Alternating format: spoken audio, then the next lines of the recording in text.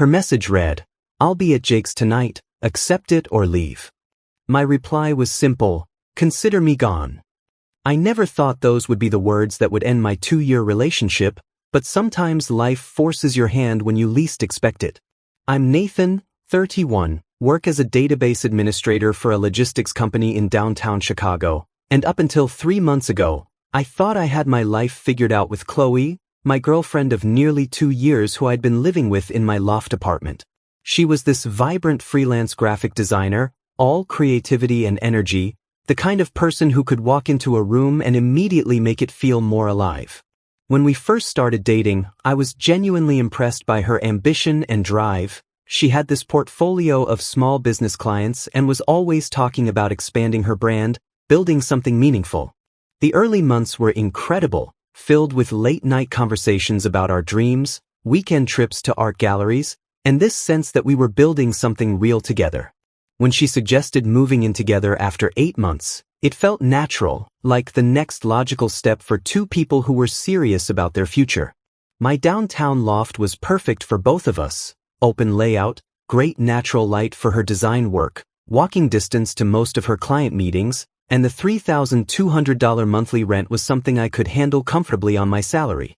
The only hiccup came during the lease renewal process when Chloe's credit issues prevented her from being added as an official tenant, leaving me solely responsible for the lease agreement. She seemed embarrassed about it, promising it was temporary and that she'd get her finances sorted out soon, so I didn't push the issue. I figured couples work through these kinds of challenges together, and her irregular income as a freelancer made perfect sense for why her credit might be less than stellar. Looking back, that was probably the first real warning sign, but I was too optimistic to recognize it. Chloe had this way of making financial discussions feel petty and unromantic, like I was being controlling for wanting clarity about our shared responsibilities. She'd contribute what she could when she could, usually covering groceries 1 week and utilities the next, but there was never any real system or consistency to it. I told myself that love wasn't about keeping score, that partnerships weren't always perfectly balanced, and that her creative career would eventually stabilize. What I didn't realize was that I was already being tested, that she was measuring exactly how much she could get away with before I'd push back. The apartment that was supposed to represent our shared future was slowly becoming my financial burden and her free accommodation, but I was too invested in the relationship to see the pattern forming. Chloe had also started taking on this major project with a client named Jake, a small business owner who was apparently launching some kind of consulting firm and needed complete branding overhaul. She talked about him constantly, how innovative his ideas were, how much potential his business had, how refreshing it was to work with someone who really understood the value of good design. I was genuinely happy for her professional success and encouraged her to put her best work into the project, thinking it could lead to more high-paying clients and help stabilize her income. I had no idea that Jake was about to become the catalyst for everything falling apart, or that Chloe was already beginning to view our relationship as something to be managed rather than cherished. Over the next 8 months, I watched our financial arrangement shift from something that felt temporary and fair to something that left me feeling like a walking ATM with benefits. Chloe's contributions dropped from roughly half of our shared expenses to barely 30%, while her personal spending seemed to increase dramatically, new clothes appearing in her closet weekly, expensive skincare products filling our bathroom counter, designer coffee dates that she'd document obsessively on Instagram. She developed this habit of mentioning money stress right before rent was due, sighing dramatically about how freelance work was so unpredictable, how clients were slow to pay, how she was waiting on this big payment from Jake that would solve everything. I found myself covering not just the rent and utilities, but groceries, streaming subscriptions, her phone bill when she claimed to be short, even her car insurance when she had what she called a cash flow emergency. The Jake project seemed to consume more of her time and attention each week, with Chloe working late frequently and often returning home after midnight with vague explanations about creative breakthroughs and extended strategy sessions. She'd come home energized in a way I rarely saw anymore when we spent evenings together, talking animatedly about Jake's vision and his plans for expansion, how he really understood her creative process unlike some of her other clients.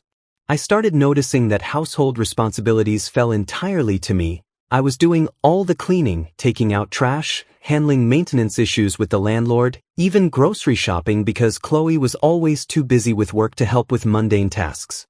When I suggested we create a chore schedule or discuss a more formal arrangement for expenses, she'd get defensive and accuse me of treating our relationship like a business transaction. "I thought you loved me for who I am, not what I contribute to your spreadsheet," she'd say, making me feel guilty for wanting basic partnership responsibilities. The real wake-up call came when my friend Marcus mentioned seeing Chloe and Jake at this upscale coffee shop downtown during what was supposed to be a work meeting. He said they looked pretty cozy for a professional relationship, laughing and touching hands across the table. When I brought it up casually that evening, asking how the meeting with Jake went, Chloe's entire demeanor changed instantly. "Why are you asking? Did someone say something to you? I can't believe you're having people spy on me now." The defensiveness was so immediate and intense that it confirmed what I'd been trying to ignore. Something was definitely happening that went beyond professional collaboration. I tried to explain that Marcus had just mentioned seeing them, not that I'd asked him to watch her, but Chloe turned it into an argument about trust and control.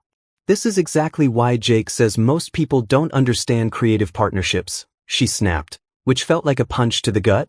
She was discussing our relationship problems with this guy. The power dynamic in our apartment had shifted completely without me realizing it, and I was walking on eggshells in my own home, afraid to ask legitimate questions about our shared life because any concern I raised was immediately labeled as jealousy or control. Chloe's behavior became increasingly brazen over the following months, testing boundaries I hadn't even realized existed until she crossed them. She started having what she called inspiration nights, where she'd disappear until the early morning hours, claiming she needed to drive around the city or sit in 24-hour diners to let her creative energy flow naturally. "Real artists don't work 9-to-5 schedules, Nathan," she'd explain when I expressed concern about her safety or asked for basic communication about her whereabouts. These spontaneous creative sessions always seemed to coincide with her work on Jake's project, and she'd return home with this glow of excitement that I used to think was about me but now clearly came from somewhere else entirely. I tried multiple times to formalize our living arrangement, suggesting we revisit the lease situation now that she'd been here over a year, but there was always an excuse. Her credit was still recovering, she was waiting for a big payment to come through, the lease renewal timing wasn't right, she didn't want to deal with bureaucratic paperwork when things were going so well between us. The irony wasn't lost on me that she could commit to overnight creative sessions with Jake but couldn't commit to legal responsibility for the apartment where she lived rent-free. I started keeping track of our expenses in a simple spreadsheet, not to be petty but because I was genuinely curious about the actual numbers behind what felt like a growing imbalance. The reality was staggering. I was covering roughly 75% of our shared costs while Chloe contributed barely 25%, and that was only when she remembered or felt like it.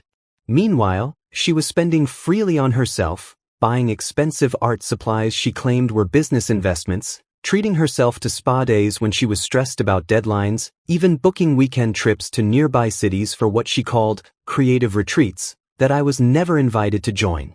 The apartment that was supposed to be our shared space had become my financial prison and her free hotel with benefits, complete with a roommate who handled all the boring adult responsibilities while she focused on her passion projects. Whenever I tried to address the growing resentment I felt, Chloe would immediately flip the script and make herself the victim of my unrealistic expectations. "I never asked you to take care of me," she'd say, which was technically true but completely ignored the fact that she'd structured her entire lifestyle around my financial support. "If you can't handle dating someone with an irregular income, maybe you should find yourself a boring accountant who splits every bill down to the penny." She had this way of making reasonable requests for partnerships sound like personality flaws on my part, as if wanting basic fairness meant I was fundamentally incompatible with creative, free-spirited people. The worst part was how she'd use our relationship as leverage whenever I pushed back too hard on anything, subtle threats about maybe needing to reevaluate what we both want if I was going to keep being controlling about money and schedules. She knew I loved her and was invested in our future together, and she wielded that knowledge like a weapon to shut down any conversation that might require her to actually contribute equally or take responsibility for her choices.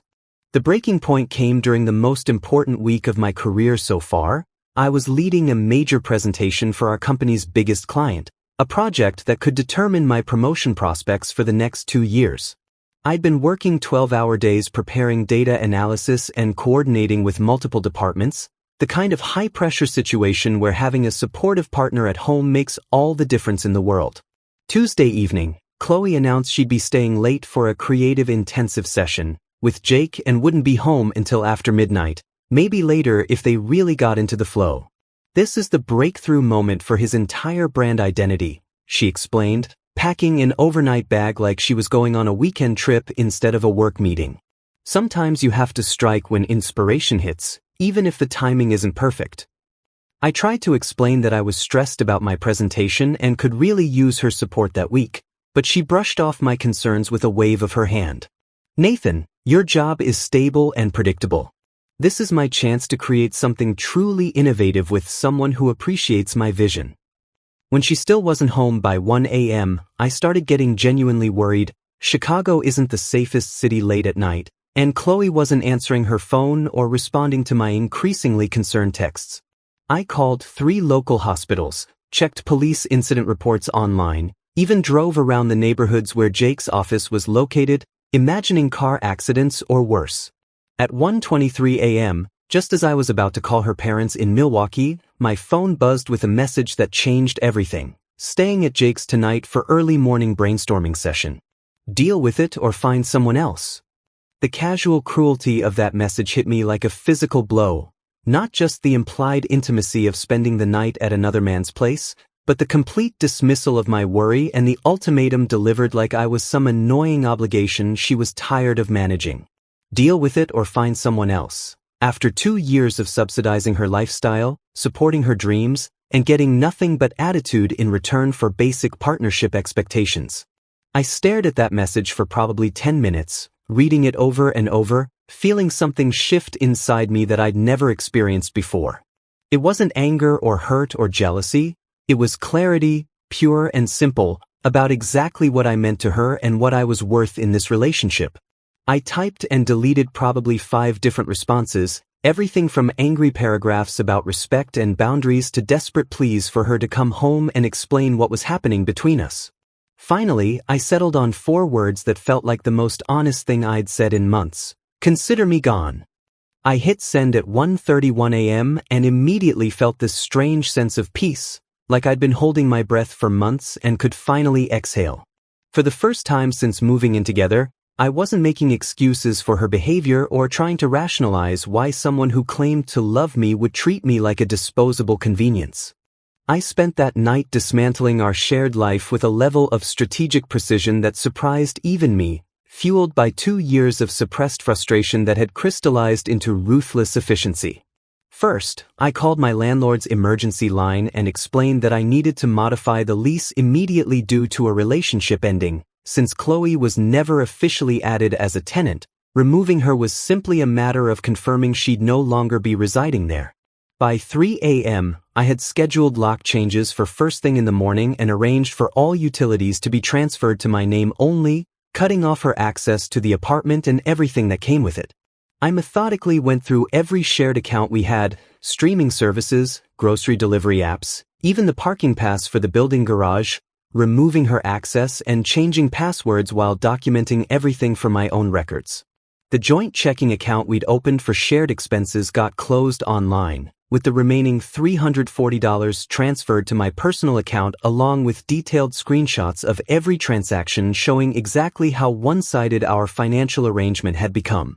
I packed all of Chloe's belongings into boxes with the same systematic approach I used for database organization, taking photos of everything for documentation purposes and creating a detailed inventory list.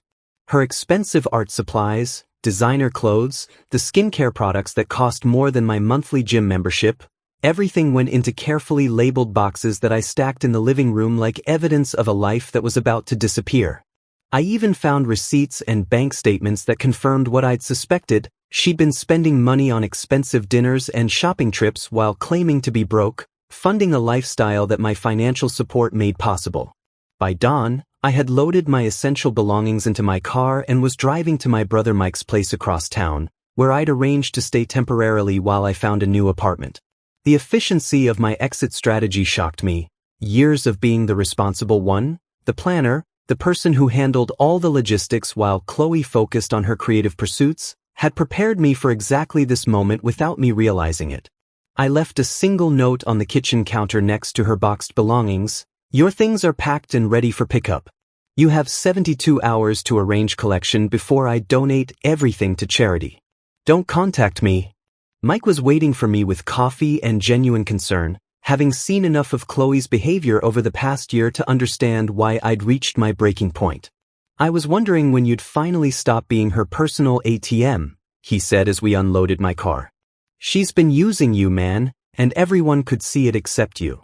When Chloe returned to the apartment later that morning, probably expecting to find me waiting with apologies and desperate pleas for forgiveness, she instead discovered that her supposed doormat had called her bluff in the most devastating way possible, by removing himself completely from the equation and leaving her to face the consequences of her choices alone. Chloe's attempts to regain control of the situation escalated from angry texts to full-scale manipulation campaigns that revealed just how desperate her actual circumstances were. My phone exploded with messages throughout that first day, everything from furious demands that I let her back into our apartment to tearful voice messages about how I was overreacting to a simple misunderstanding. You can't just throw away 2 years over one night, she sobbed into my voicemail. Jake and I were working, nothing happened, you're being completely irrational about a professional relationship. When I didn't respond to her direct appeals, she started enlisting friends and family members as intermediaries, none of whom had the full story of our financial arrangement or her increasingly brazen behavior. Her sister called me, saying Chloe was devastated and couldn't understand why I was being so cruel over a work meeting, begging me to at least talk to her and work things out like adults. My own mother even got a call from Chloe, painting herself as the confused girlfriend whose boyfriend had suddenly snapped and kicked her out without explanation. The manipulation campaign reached its peak when Chloe showed up at my brother's building with Jake in tow, apparently thinking that bringing him along would somehow prove their relationship was purely professional. I watched from Mike's window as they stood in the lobby arguing with the doorman, Jake looking increasingly uncomfortable as Chloe gestured dramatically and pointed toward the elevators. When I finally came down to face them, the carefully constructed lies immediately fell apart under the most basic questioning. So Jake, what time did this work session start last night? I asked calmly, while Chloe shot him warning looks. And what time did it end? I'm just curious about the timeline since Chloe never came home. Jake shifted uncomfortably, clearly realizing he'd been dragged into something messier than he'd bargained for. Look man, we worked until maybe 11, then we just hung out and talked about business stuff. She said you guys were having problems and she needed space to think. The timeline didn't match Chloe's story, and his admission that she'd been discussing our relationship problems with him confirmed everything I'd suspected about their inappropriate boundary crossing. Problems? I repeated, looking directly at Chloe. What kind of problems were you telling him about? Her face went red as she realized Jake had just exposed her lies about the nature of their evening together. It's not what you think, she stammered, but Jake was already backing away from the confrontation, mumbling about needing to get back to work and leaving Chloe to face the consequences of her manipulation alone. My calm responses to her hysteria revealed the depth of her financial dependence and complete lack of genuine remorse. She wasn't sorry for betraying our relationship, she was panicked about losing her free ride and stable living situation. Despite weeks of increasingly desperate contact attempts that ranged from promises to repay every penny I'd spent on her to vague threats about self-harm if I didn't take her back, I maintained complete no-contact boundaries with a resolve that surprised everyone who knew me. Chloe tried everything in the manipulation playbook, showing up at my office building, sending flowers to Mike's apartment with notes about how she'd learned her lesson, even creating fake social media accounts to get around the blocks I'd put in place. Her messages evolved from angry demands to pathetic bargaining. I'll get a real job and pay you back everything, I'll sign whatever lease agreement you want, I'll delete Jake's number and never speak to him again. The desperation was almost pitiful, but I recognized it for what it really was, panic about losing financial security, not genuine love or remorse for her behavior. Through mutual friends, I learned the reality of Chloe's situation without her carefully crafted victim narrative. She'd been evicted from 2 temporary living arrangements when friends got tired of her not contributing to expenses. Jake had completely cut contact after his own girlfriend found out about their inappropriate relationship, and she'd lost most of her Chicago clients due to her unreliable behavior and unprofessional conduct. Within 6 weeks, she'd been forced to move back in with her parents in suburban Milwaukee, a devastating blow to someone who'd spent years crafting an image as a successful independent creative professional. Meanwhile, I secured a modern 1-bedroom apartment in a better neighborhood, finally able to afford the upgrades I'd always wanted without subsidizing someone else's lifestyle: hardwood floors, updated kitchen, even a dedicated home office space for the side consulting work I'd never had time to pursue while managing Chloe's constant drama. My promotion came through 3 months later, partly due to the successful presentation I'd given during that crucial week when everything fell apart, and my new salary made me realize just how much financial stress I'd been carrying without acknowledging it. The most satisfying revelation came through my friend Marcus, who reported that Chloe was still telling people I'd abandoned her over a misunderstanding, proving she remained completely incapable of taking responsibility for her choices or acknowledging the pattern of manipulation and financial exploitation that had defined our relationship. My new life, free from walking on eggshells and constantly worrying about someone else's mood swings and financial emergencies, confirmed that choosing self-respect over a toxic relationship was the best decision I'd ever made, even when it meant starting over at 31 and admitting I'd wasted 2 years on someone who saw me as a resource rather than a partner.